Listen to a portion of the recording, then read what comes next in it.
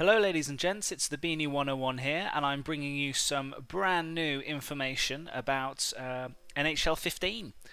EA Sports has done a great job building a little bit of hype on Twitter, on social media, and on their website about NHL 15, and today is the day when information has been released, and they've released a video on YouTube which can be seen in the link in the description, and they've also provided some information about various features of NHL 15, and I think there's another article by Game Informer as well which has given a little bit more detail. They've obviously interviewed Sean Ramjag Singh to get his thoughts and get some of his views on the new features of NHL 15. So where do we start?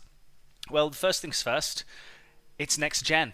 I don't think this was ever going to be in doubt, but because they took the year off this year for next gen, whereas games like FIFA, NBA, and Madden all got the next gen treatment, NHL took the year off, and so come September time, it's going to be the first time that we're going to see an NHL game on the PS4 or the Xbox One. And looking at the trailer, if you haven't watched the trailer already, please click the link in the description to watch the EA Sports trailer.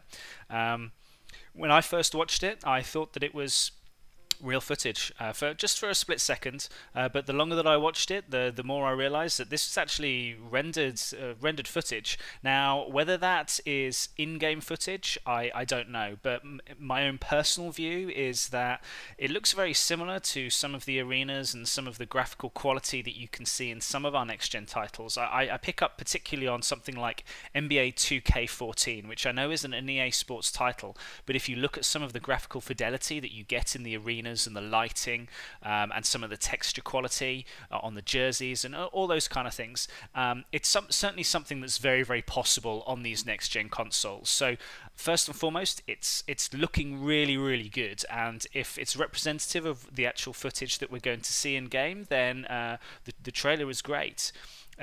What other information have EA released? Well, I suppose the most important thing, or the biggest change that you're going to see, is from a presentation standpoint.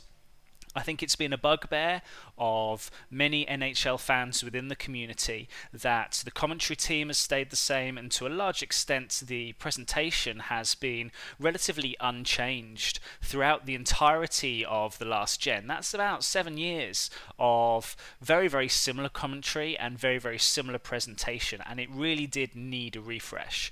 So you now have new commentators in Doc Emmerich and Eddie Olczyk, and you also have Ray Ferraro as someone who's going to be in the arena, giving some feedback and giving some commentary in game. Now they've gone one step further and said that they aren't going to render these models of Emmerich, Eddie, and Ray in game. It's green screen footage, so it's real life footage, and then they can render whatever they want behind it. So you can see Doc and Eddie in the commentary booth, and the commentary booth will be rendered behind them. I think that's a pretty good way of doing it, so that you don't have to worry about lip syncing issues and and the models not looking great. You know you're going to get an authentic experience, and they're taking the whole NBC hockey package, I suppose, the presentation package. So the good thing is you're going to see new graphical overlays, branding, stats overlays, score overlays.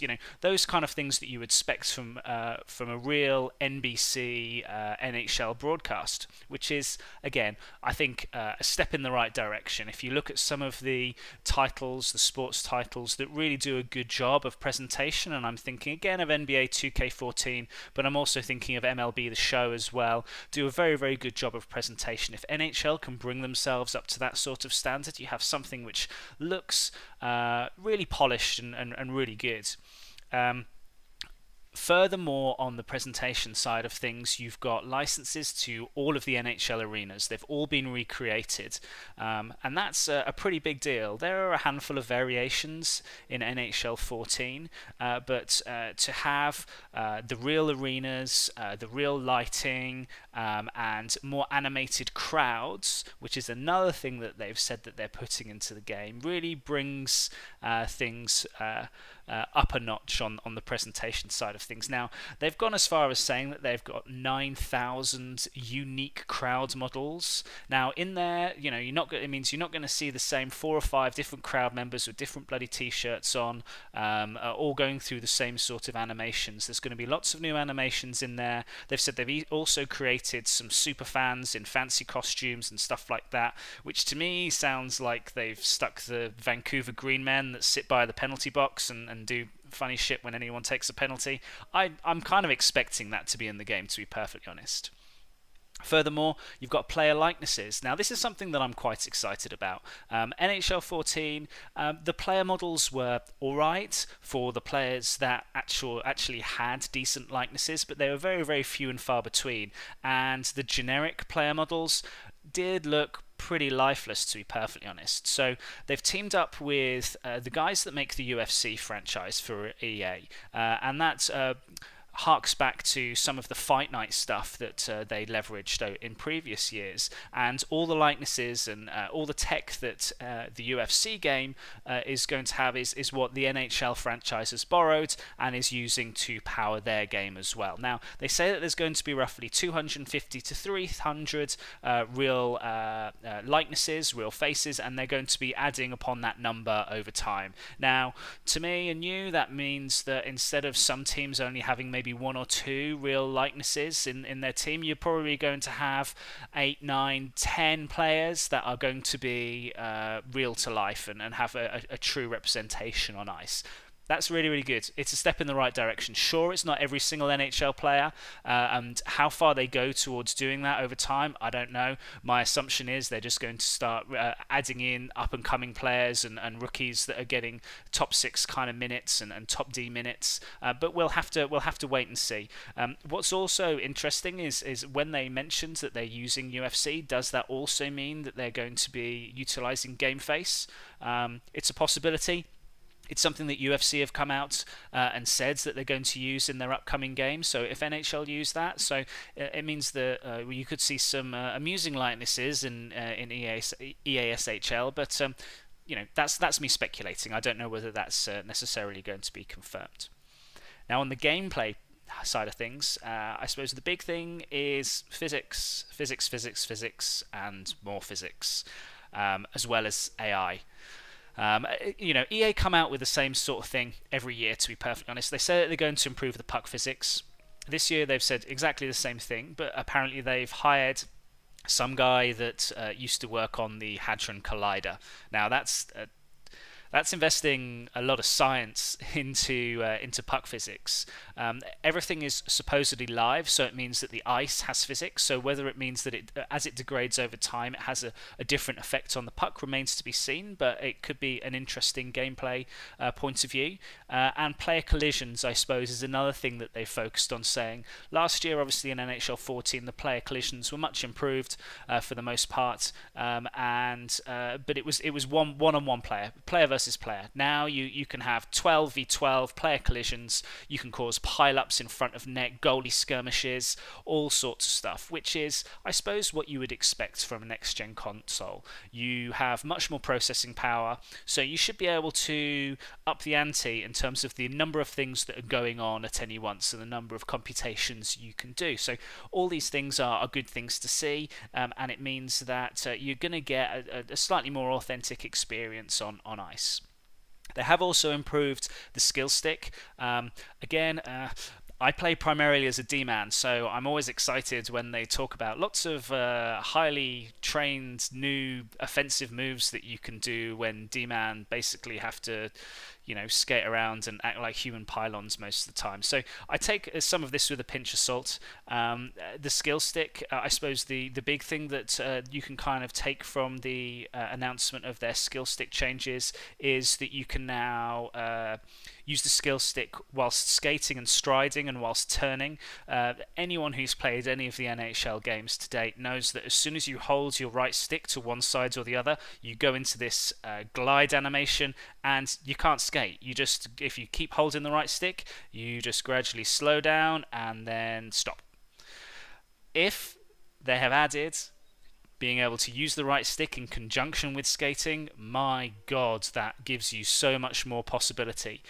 They've got new toe drags in there, they've got specific deeks when you are gliding and when you're not gliding, they've got new gliding moves, they've got new one-touch deeks.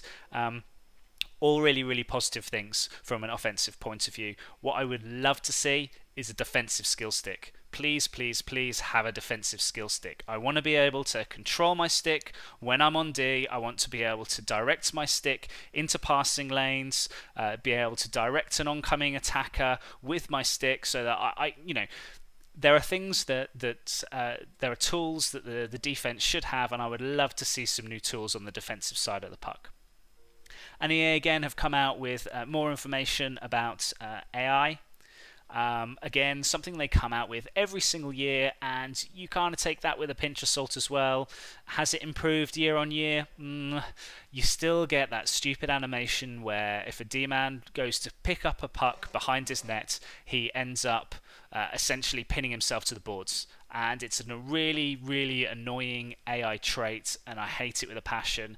And EA have come out and said that they're kind of trying to do things about that. They're going to take into consideration puck support a lot more, so making sure that you have outlet passes and do a better job of the AI understanding pressure situations. So if you've got time, they're going to take more time on the puck, they're more likely to skate the puck out. If they've not got time, they're going to try and play the puck around the boards, get themselves out of trouble. And these are things which are nice to hear about, but until you see them in action, again, I'm going to take them with a pinch of salt at this moment in time.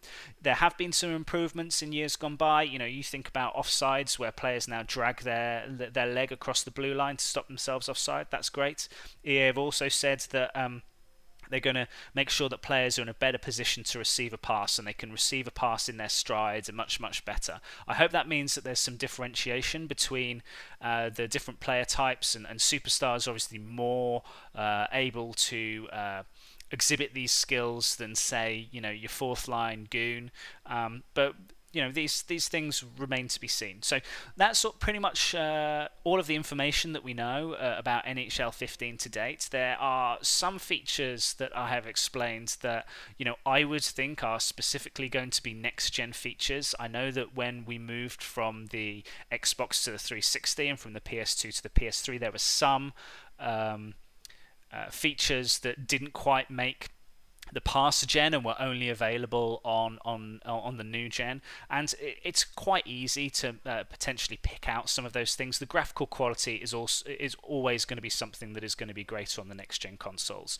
I would think that the puck physics, the 12-player collision physics, some of the player models and animations and likenesses, they're only going to be things that you're going to have on the next gen version of the game. I could be wrong, this is me speculating, but let me know what you think. Are the arenas and crowds only going to be something that you're going to be seeing in next gen, or are they going to do something with the previous generation of consoles to keep those that are keeping their 360s and PS3s happy, or are they really going to use this to try and push the next gen version of the game? It remains to be seen. But let me know what you think in the comments below. Let me know if you agree with any of the assessments that I've made or any of the opinions that I've made on this video. It would be nice to hear what sorts of things that you guys would like to see in the new NHL game.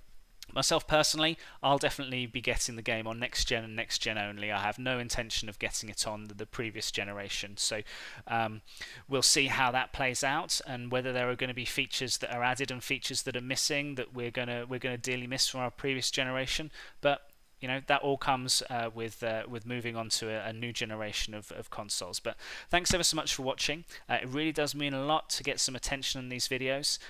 Please hit that like button if you agree or you like or disagree with anything that I've got to say, or I've piqued your interest in any particular point, and hit that subscribe button if you want to see more of my content. I've got plenty of NHL coming your way, be it NHL 14 or NHL 15 in the future, and I'll catch you again next time.